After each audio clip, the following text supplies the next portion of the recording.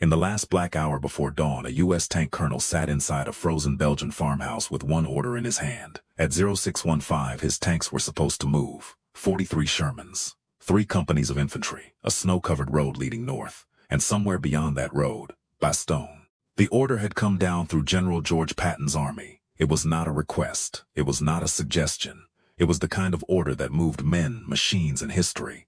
But the colonel was about to pick up a field telephone and answer with the most dangerous word a subordinate can say in war. No, not after the attack failed, not after the first tanks burned, not after the casualty reports came back in neat typed columns, before the engines even started. That is what made it dangerous, because in an army, obedience is not politeness, it is the skeleton. It is the thing that keeps fear from turning into panic, and panic from turning into collapse. A private can be forgiven for confusion. A scout can be forgiven for getting lost. But a commander who refuses an attack order in the middle of a crisis is stepping onto thin ice with his career, his honor, and sometimes his freedom. And this was not just any crisis. This was December 1944. The Ardennes forest had become a white maze of broken roads, black trees, frozen mud, and men who were too tired to shiver. Only a week earlier, Allied officers had believed the German army in the West was finished. The newspapers talked about victory. The mess halls talked about Christmas. The thin American line in the Ardennes was treated as a quiet sector, a place where exhausted divisions could rest, and new units could learn what war smelled like before the real fighting resumed. Then, before dawn on December 16th, the forest exploded. German guns opened across the front. Telephone wires snapped. Command posts vanished. Green American units woke up inside a storm of shells, shouting static and headlights cutting through fog. Hitler had thrown his last great gamble into the West. Panzers drove through the snow. Infantry poured through gaps in the line. Roadblocks appeared where there had been nothing. Villages changed hands before headquarters knew they were under attack. And in the middle of it all sat Bastogne. A small Belgian town, 7 roads, one frozen knot of pavement that every armored column needed. The 101st Airborne was rushed in and then surrounded. Light infantry trapped in a ring of German armor, short on ammunition, short on food, and wearing uniforms never meant for that kind of cold. The world would remember their answer to a German surrender demand. Nuts. But courage is not a supply plan. Courage cannot replace shells. Courage cannot clear roads. Courage cannot warm a frozen foxhole at 3 in the morning. Someone had to reach them. That responsibility fell south onto Patton's Third Army. Patton had already turned an entire army north through ice and traffic and darkness. It was a maneuver so violent and complicated that it looked impossible until it was already happening. Fuel trucks changed roads. Ammunition convoys reversed direction. Ambulances crawled through sleet. Tank battalions that had been facing east suddenly found themselves driving into the teeth of the German Bulge. And over all of it came Patton's order, spoken in a dozen different ways but meaning only one thing. Move. Move fast. Move now. Do not wait for perfect conditions. Do not polish a plan while men freeze in Bastogne. Speed was not Patton's habit. It was his religion.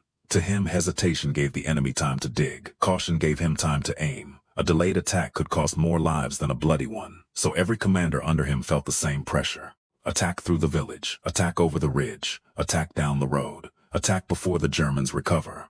The pressure began at army headquarters, where the maps were large and the arrows were blue. It moved down to corps, down to division, down to combat command, down to a single task force shivering beside a road no one in headquarters had ever walked. And finally it landed on Lieutenant Colonel Henry Mason.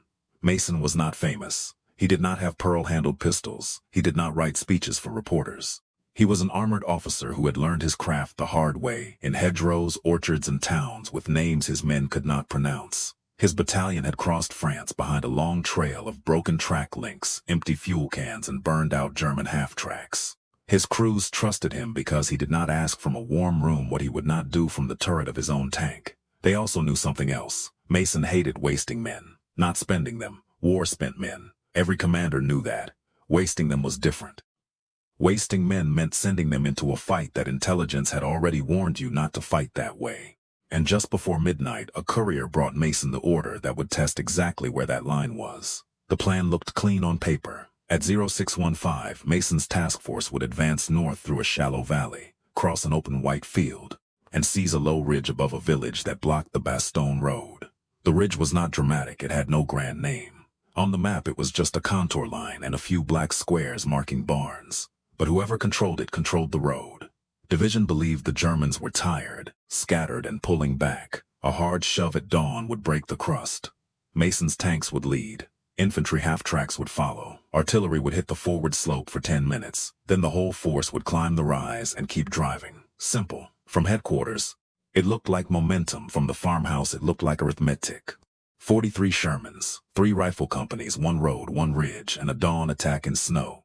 Mason gathered his company commanders around a lantern and briefed the order. No one argued. That matters.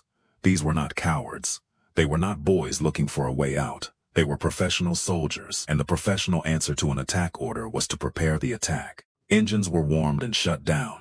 Crews checked ammunition by flashlight. Infantrymen stamped their boots against the cold and tucked extra clips into their jackets. Medics packed bandages into canvas bags with hands that barely worked. The machine was getting ready to move. But war has a cruel habit of humiliating maps. Because a map can show a road, it can show a ridge, it can show a village, it cannot show a gun barrel hidden inside the shadow of a barn. At 0421, 2 scouts came back through the trees. They were not walking so much as falling forward.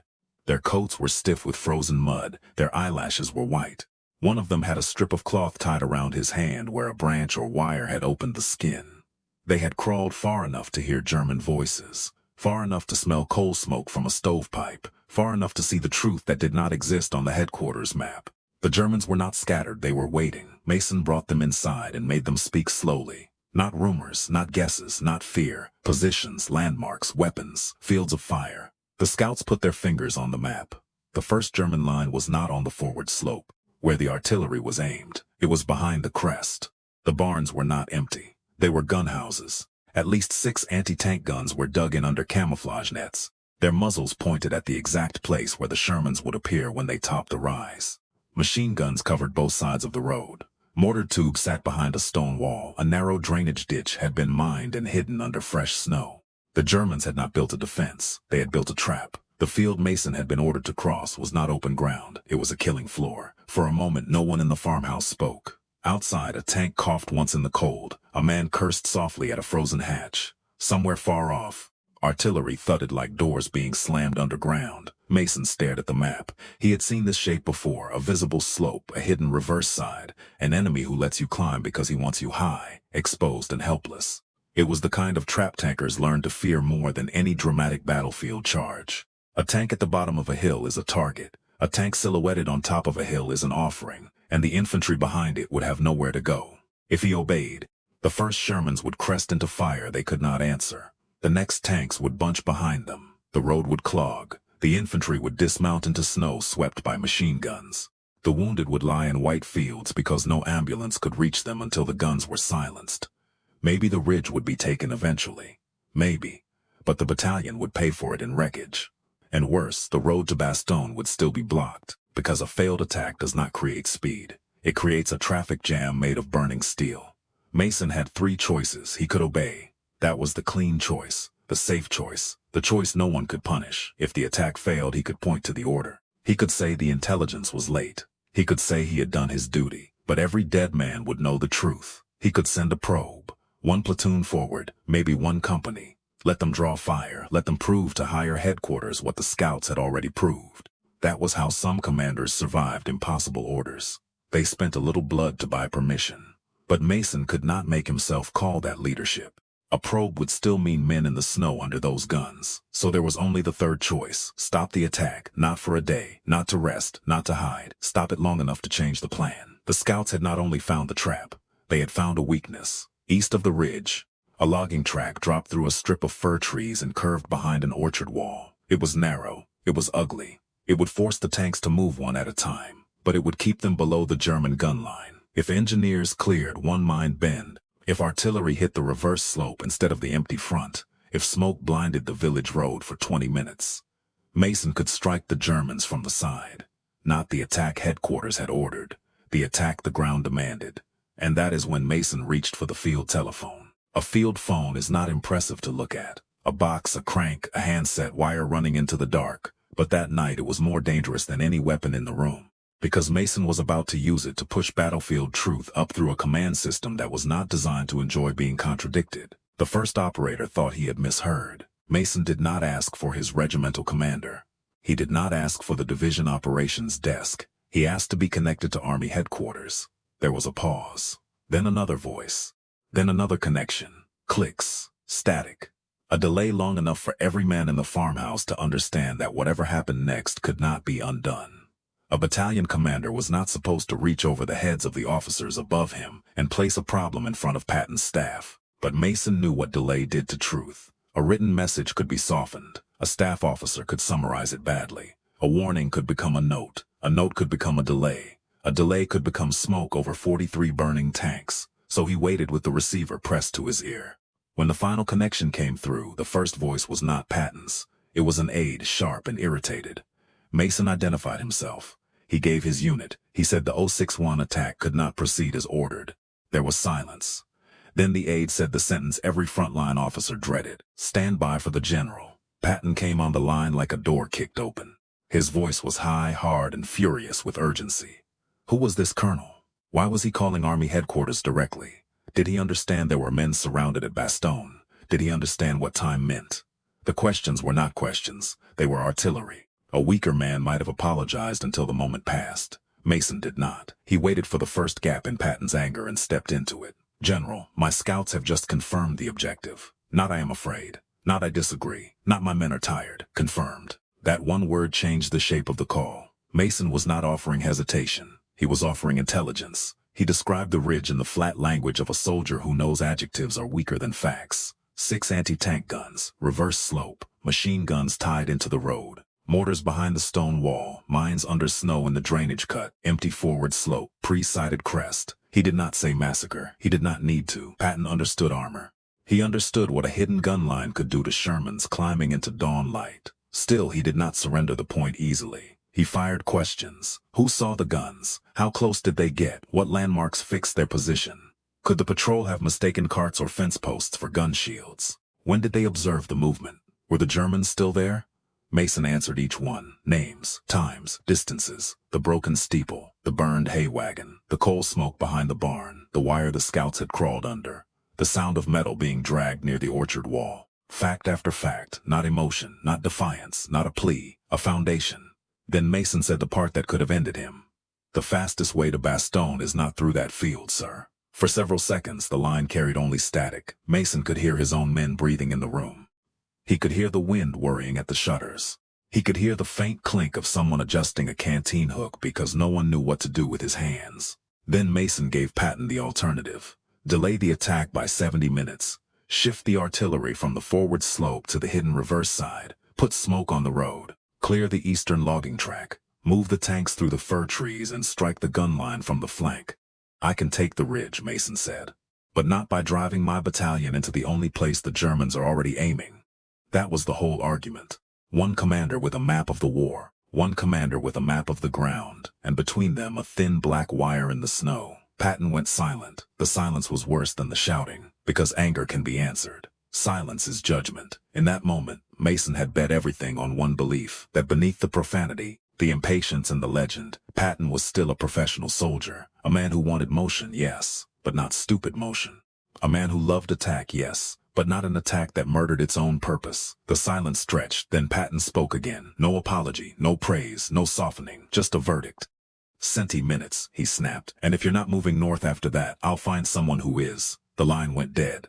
No one in the farmhouse cheered. There was no time. The refusal had bought them 70 minutes, and every one of them now had to be earned. Mason turned to his artillery officer. New coordinates. Turn the guns onto the reverse slope. Walk the barrage across the barns. Hold smoke for the village road. He turned to the engineers. Clear the logging track. Mark the bend with white tape. If the mine detector froze, use bayonets. He turned to the tank commanders. No headlights, no bunching. First tank through the trees does not stop unless it is dead.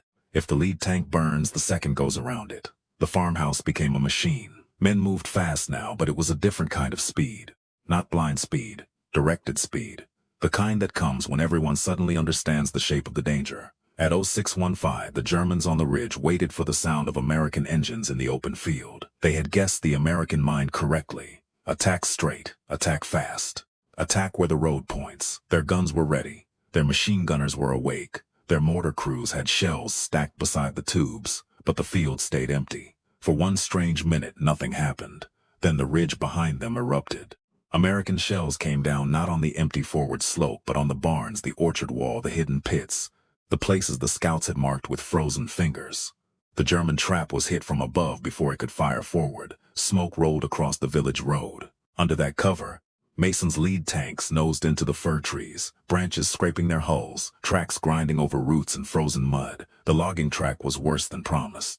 One Sherman slid sideways and nearly blocked the column. An engineer sergeant threw himself into the snow to guide the driver by hand. A mine went off under an empty bend and filled the trees with dirt, but the column kept moving, one tank at a time, then two, then six. By the time the barrage lifted, the first American tanks were not below the German guns. They were beside them. The fight that followed was ugly, close, and fast. A German gun crew tried to swing its barrel toward the orchard gap. A Sherman fired first. Infantry poured along the wall, throwing grenades into dugouts. Machine guns that had been aimed at the open field now found Americans on their flank.